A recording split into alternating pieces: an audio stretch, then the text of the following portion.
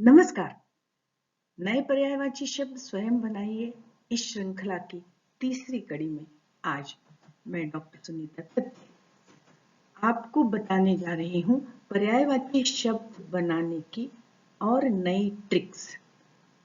इनके माध्यम से न केवल आप नए नए पर्यायवाची शब्द बना पाएंगे वरन अनेक शब्दों का अर्थ करने की क्षमता का विकास भी कर पाएंगे और निश्चय ही आपके शब्दकोश में भी वृद्धि होगी। तो आइए देखते हैं आज के नए पर्यायवाची शब्द। तो आइए हम बनाना शुरू करते हैं आज के पर्यायवाची शब्द। पिछले वीडियो में हमने पर्वत के पर्यायवाचियों का अर्थ जाना था और पर्वत के पर्यायवाची के आधार पर पर्वत पुत्री पार्वती के पर्यायवाची बनाए थे। आज इन्हीं पर्वत के पर्यायवाची के आधार पर हम पर्वतराज हिमालय के पर्यायवाची बनाएंगे। अगर आपने पिछले दोनों वीडियो नहीं देखे हैं तो डिस्क्रिप्शन बॉक्स में जाकर लिंक वहां दी हुई है, उस पर जाकर आप पर्यायवाची शब्द बनाने की युक्तियों के भाग 1 और भाग 2 के वीडियो को भी देख सकते हैं। अभी हम देखते हैं कि ये पर्वत के सारे पर्यायवाची हमें ज्ञात हो गए हैं, तो अब हम पर्वतराज हिमालय के पर्यायवाची कैसे बनाएंगे। सबसे पहले तो हम हिमालय का अर्थ करते हैं। हिमालय हिम का मतलब होता है बर्फ और आलय का अर्थ होता है घर, तो हिमालय का अर्थ हुआ बर्फ का घर। इसी तरह हिमाचल का अर्थ हुआ हिम का अचल, अचल माने पर्वत, माने बर्फ का पर्वत। वो पर्वतों का राजा है इसलिए उसे पर्वत राज कहते हैं, क्योंकि भूधर पर्वत, ये पर्वत के पर्यायवाची। वो शैल, शिलाओं से बनता है, शैल माने पर्वत, और उस शैल का जो ईश है या इंद्र है उसको कहते हैं शैलेश, शैलेंद्र, और ये भी हिमालय के पर्यायवाची। अब हम देखिए गिरि शब्द के आधार पर भी हिमालय के पर्यायवाची बना सकते हैं। देखिए जो गिरिराज है, गिरि माने पर्वतों का राजा है, वो गिरिराज। और जो हिमगिरि है, हिम का अर्थ होता है बर्फ, जो बर्फ का गिरि है मतलब पर्वत है वो कहलाता है हिमगिरि। ये सारे हिमालय के पर्यायवाची। अद्रि, अद्रि कहते हैं पर्वत को, और जो हिम का अद्रि है वो है हिमाद्रि। देखिए ये कठिन शब्द के कठिन पर्यायवाची भी मैं अपने पर्यायवाची शब्दों में ले रही हूँ, क्योंकि साहित्य करते समय ऐसे शब्द जहां आए हैं जो प्रचलित शब्द हैं उनको मैंने जरूर लिया है। जयशंकर प्रसाद जी की कविता आपने पढ़ी होगी वीर रस की, हिमाद्रि तुंग शुंग से प्रबुद्ध शुद्ध भारती स्वयं प्रभा समुज्ज्वला स्वतंत्रता पुकारती, वहां हिमाद्रि शब्द आया और वो हिमाद्रि हिमालय के अर्थ में है। तो इस तरह से ये हिमालय के हमने अनेक पर्यायवाची बना लिए। अब देखिए हिमालय का एक पर्यायवाची होता है नग। नग माने जो गमन नहीं करता, न गच्छति इति नग, जो अपनी जगह पर स्थिर होता है वो पर्वत कहलाता है। तो वो नग, उसका जो ईश है, उसका जो स्वामी है, तो स्वामी के जो पर्यायवाची हैं ईश, इंद्र, राज, पति, अधिराज, अधिपति, इन सारे शब्दों को जोड़कर हम पर्वतराज हिमालय के पर्यायवाची बना सकते हैं। देखिए नगेश, नगेंद्र, नगराज, नगपति, नगाधिराज और नगाधिपति। अब यहाँ पर एक चीज और देखिए, मतलब केवल पर्वत के पर्यायवाची और हिमालय के पर्यायवाची हम नहीं कर रहे, उसके साथ हमें ये चीज और पता चल रही है कि स्वामी के ये पर्यायवाची हैं ईश, इंद्र, राज, पति, अधिराज और अधिपति। अब इन्हीं शब्दों का प्रयोग करके हम दूसरे राजा मतलब दूसरे स्वामियों का भी हम अर्थ कर सकते हैं। जैसे मान लीजिए हमें देवताओं के जो राजा हैं, देवताओं के जो स्वामी हैं, उनका पर्यायवाची बनाना होगा या उनके पर्यायवाची बनाने होंगे, तो देखिए हम इन्हीं शब्दों का प्रयोग करके देवराज इंद्र के पर्यायवाची बना सकते हैं। तो देखिए अगली स्लाइड देखते हैं हम।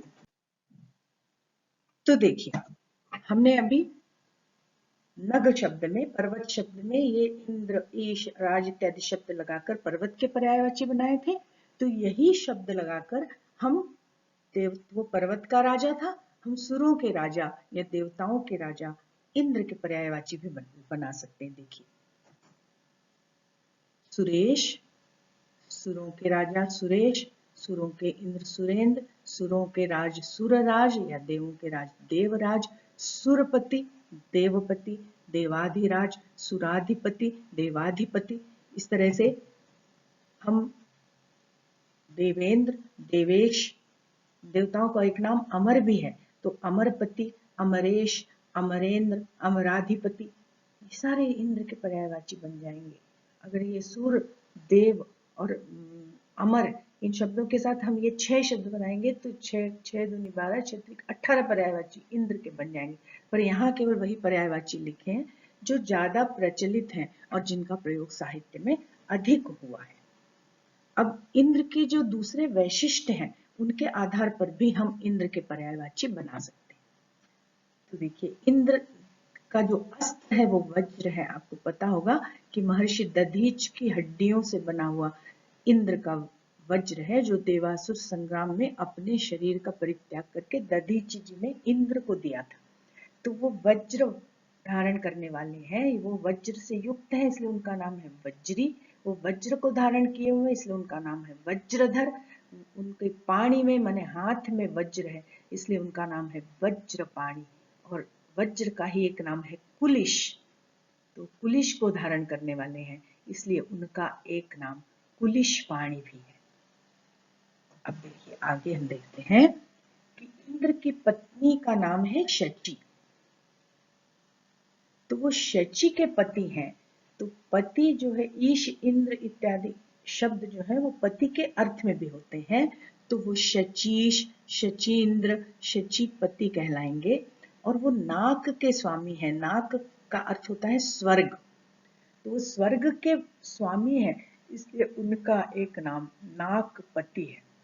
अब इसी में हम नाकेश नागेंद्र इत्यादि नाकेंद्र इत्यादि भी जोड़ सकते हैं, पर ये प्रचलित नाम नहीं है। नागपति माने स्वर्ग के पति है।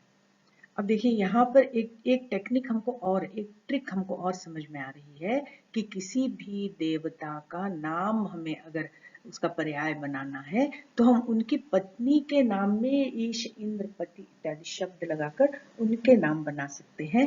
जैसे हमें अगर विष्णु भगवान का पर्याय बनाना है तो जैसे हमने शचीश बनाया तो विष्णु की पत्नी है रमा, तो रमेश रमेंद्र और रमापति ये विष्णु के नाम बनेंगे। और पार्वती जी का नाम है उमा, तो उमेश उमेंद्र और उमापति ये भगवान शंकर के नाम बनेंगे। अभी पति के अन्य पर्यायवाची और लक्ष्मी और पार्वती के अन्य पर्यायवाचियों के साथ यही ईश इंद्र और पति शब्द लगा करके हम पति के और पर्यायवाची इन्हीं शब्दों में लगाकर या अन्य शब्दों में हम ये शब्द लगाकर हम बहुत सारे पर्यायवाची बहुत सारे महापुरुषों के बना सकते हैं। अब देखिए, ये जो नगेश नगेंद्र ये है, इसी में अगर हमने नग की जगह हमने नाग कर दिया, ये हमें हमेशा ध्यान रखना है कि नगेश का मतलब तो है हिमालय, पर हमने गलती से अगर नागेश लिख दिया तो अर्थ बदल जाए। नगों का राजा नगेश है, पर नागों का राजा नागेश है। नाग मतलब सर्पों का राजा है, सर्पराज वासुकी। और अब आइए हम वासुकी के पर्यायवाची बनाते हैं, पर वासुकी के पर्यायवाची बनाने के पूर्व में हमको पहले सर्प के पर्यायवाची बनाने पड़ेंगे। तो अगली स्लाइड में हम पहले देखते हैं सर्प के पर्यायवाची और फिर बनाते हैं नागराज वासुकी के पर्यायवाची।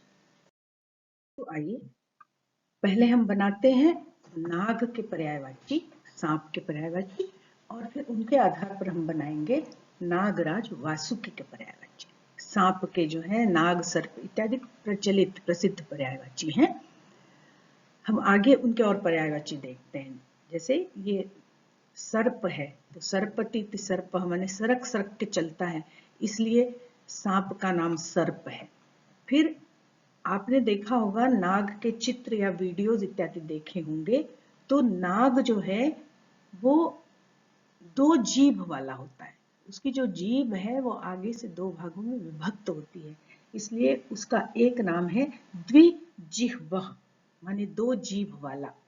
वो फण से युक्त है, इसलिए वो फणी है। जो फन होता है नाग का उसको संस्कृत में फण कहते हैं, इसलिए उसको फणी भी कहते हैं, उसको फणी फणधर भी कहते हैं।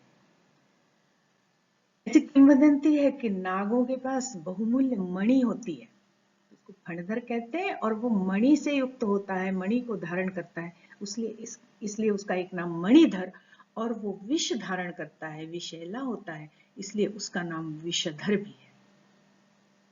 हमारे संस्कृत के ग्रंथों में ऐसा कहा जाता है, आयुर्वेद इत्यादि ग्रंथों में यह कहा गया है कि सांप के कान नहीं होते, इसलिए वो आंख से सुनता है। उसके आंख में ही उसके कानों की ग्रंथियां होती है, और उसको कहा जाता है चक्षुश्रवा। अब ये साइंस की दृष्टि से कितना सही है मुझे नहीं मालूम, पर सांप का एक नाम चक्षुश्रवा भी है, आंखों से सुनने वाला।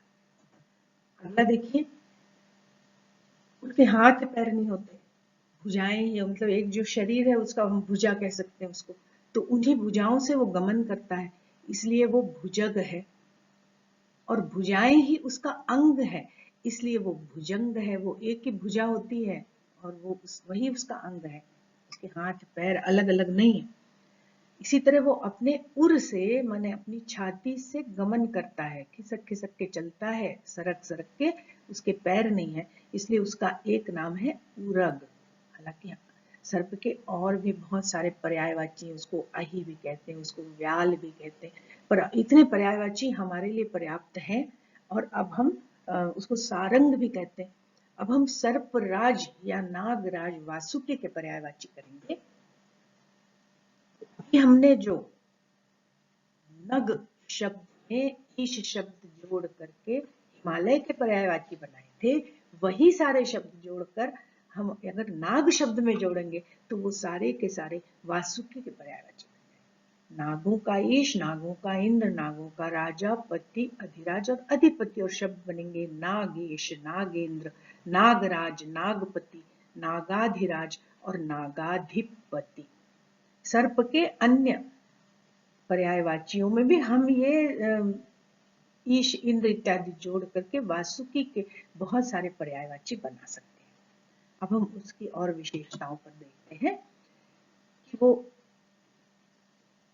कैसे शब्द बनेगा। देखिए, फणी, हमने देखा कि फणी माने नाग या सांप, उन फणियों का जो इंद्र है वो फणींद्र, और फणियों का जो ईश है वो फणीश, और नागों का जो ईश्वर है वो नागेश्वर, और भुजग, भुजग कहते हैं सर्प को या नाग को, और उस भुजग का या उन भुजकों का जो इंद्र है वो भुजगेंद्र। इस तरह के अनेक शब्द वासुकी के लिए आए हैं। ये मैंने भुजगेंद्र शब्द एक विशेष कारण से लिया है कि आप हमेशा पूजा अर्चना करते समय गाते हैं, कर्पूर गौरम करुणावतारम संसार सारम भुजगेंद्र हारम। भुजगेंद्र का हार पहना है ऐसे सदा वसंतम हृदयारविंदे भवम, भवानी सहितम नमामि। भवानी के सहित, भव माने भगवान शंकर की मैं वंदना करता हूँ या उनको नमस्कार करता हूँ जिन्होंने भुजगेंद्र का हार पहना हुआ है। तो ये जो भुजगेंद्र है वो भगवान शंकर के गले में लिपटा हुआ है, ये नागराज वासुकी है। इसके विषय में कहा जाता है कि ये शेष नाग जी का छोटा भाई है और ये नागलोक का अधिपति है। और एक और इनके बारे में विशेष बात आपको मालूम होगी, नहीं मालूम होगी तो ये जान लें कि जब देवासुर संग्राम में समुद्र मंथन हुआ था और मंदराचल पर्वत की मथानी बनाई गई थी, तब इसी वासुकी नाग ने देवताओं का साथ दिया था और रस्सी बनना स्वीकार किया था। और वो जो मथानी में जो रस्सी लगी है वो रस्सी यही वासुकी देव है, ये नागेश है, ये भुजगेंद्र है। तो अब जब भुजगेंद्र की बात चल गई और भगवान शंकर की बात चल गई, तो आइए हम शंकर जी के पर्यायवाची बना लेते हैं अगली स्लाइड में। तो आइए हम बनाते हैं भगवान शंकर के पर्यायवाची। शंकर नाम ही उनका, शं का मतलब कल्याण, शंकर माने मानव मात्र का कल्याण करने वाले। इनका एक नाम है स्मरहर। स्मर का मतलब होता है कामदेव, और स्मर को हरने वाले माने स्मर को परास्त करने वाले जो हैं वो होंगे भगवान शंकर। आपको कथा मालूम होगी कि भगवान शंकर ने कामदेव को भस्म कर दिया। तो एक नाम उनका स्मरहर है। आशुतोष, आशु का मतलब होता है शीघ्र, जल्दी, और तोष का मतलब होता है संतोष, तुष्ट होने वाले, जल्दी प्रसन्न हो जाने वाले। भगवान शंकर है, उनको भोलेनाथ कहते हैं। वो जरा सी तपस्या से प्रसन्न हो जाते हैं, तुरंत वो वरदान भी दे देते। वो वरदान बाद में भले ही उनको नुकसान पहुंचाने वाला क्यों ना। तो उनका एक नाम आशुतोष है। वो महान ईश है, इसलिए महेश है। वो महेश्वर है, महान ईश्वर है। उनके हाथों में जो धनुष है उसका नाम है पिनाक। तो पिनाक से युक्त है, इसलिए उनका नाम है पिनाकी। अगर आपको सीता स्वयंवर की कथा याद आ रही होगी तो वहां जिस धनुष का भंग भगवान राम के हाथ से हुआ था, मैंने प्रत्यंचा चढ़ाते हुए वो धनुष टूट गया था, वो पिनाक ही था। वो भगवान शंकर का ही धनुष था। और इसीलिए भगवान शंकर के जो भक्त हैं वो वहां पर परशुराम जी भगवान राम के ऊपर क्रुद्ध होकर जनक की सभा में आए थे। तो पिनाकी ये भगवान शंकर का नाम है। आगे देखिए, शूल पाणी। शूल का मतलब त्रिशूल। भगवान शंकर के हाथ में शूल है, त्रिशूल है। पाणी का अर्थ होता है हाथ। तो शूल पाणी माने हाथ में त्रिशूल को धारण करने वाले। नीलकंठ माने नीले कंठ वाले। उनका कंठ नीला हो गया था क्योंकि समुद्र मंथन से जो विष निकला था, उस विष का पान उन्होंने विश्व के कल्याण के लिए किया था और विष को गले के नीचे नहीं उतरने दिया था, इसलिए उनका गला नीले रंग का हो गया था, इसलिए उनका नाम नीलकंठ है। वो दिगंबर है। दिक माने दिशाएं ही है, अंबर माने वस्त्र जिनका। दिशा रूपी वस्त्रों वाले माने वो वस्त्रों को नहीं पहन रहे हैं, वो मृग छाल इत्यादि को पहन रहे हैं, तो उनका एक नाम दिगंबर है। वो मृत्युंजय है, वो मृत्यु को परास्त करने वाले हैं। आगे देखिए, चंद्रधर, चंद्र को धारण करने वाले हैं, जो माथे पर उनके चंद्र है। इसी तरह वो चंद्रशेखर, सिर का एक नाम शेखर भी, एक पर्याय शेखर भी है, तो वो चंद्रशेखर है। और चंद्र का एक पर्याय शशांक है, तो वो शशांक शेखर है। और शेखर का एक पर्याय मौली है, मौली का अर्थ भी सिर होता है, इसलिए वो चंद्रमौली है। तो देखिए यहाँ पर हम इन्हीं दो चार पर्यायवाचियों में हमको दूसरे शब्दों के पर्यायवाची पता चल रहे हैं।